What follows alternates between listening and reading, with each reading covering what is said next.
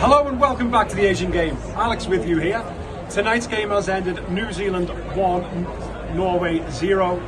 The football fans have done it. They have beaten a former world champion in the opening match of the 2023 Women's World Cup. Going into the game, most people thought that this would not be an evenly matched game. Most people had Norway as a clear favourite. This could have been a simple David and Goliath story, but that was simply not what we saw on the pitch. Into the first half, Norway came out pretty flat, to be honest. New Zealand had the most of the ball and created better chances. Really had Norway held back for large parts of the game.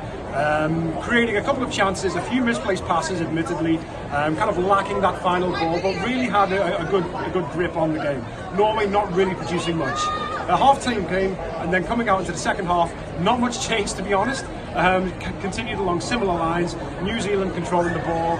Eventually the break came, and it came from Hannah Wilkinson scoring from a Jackie Hand cross, Hand getting around the back and delivering a low ball across the box for Wilkinson to finish, giving New Zealand the 1-0 lead. They were then able to hold on. Almost made it 2-0 when a penalty came at the 88th minute. Handball inside the box by Hansen, and then sadly Percival put her effort onto the bar. It was a close effort. She looked a little bit nervous, truth be told, but was a little bit unlucky for the ball not to bounce over the line to make it 2-0, and then that would be a clear victory for New Zealand. But they did manage to hold on and saw the game out at 1-0, really giving this jubilant crowd much to sing about in front of a sold-out stadium, 42,000 in attendance at Eden Park tonight. That is a record for New Zealand. Any football game, men's category or women's category, the record has been broken here on the opening night.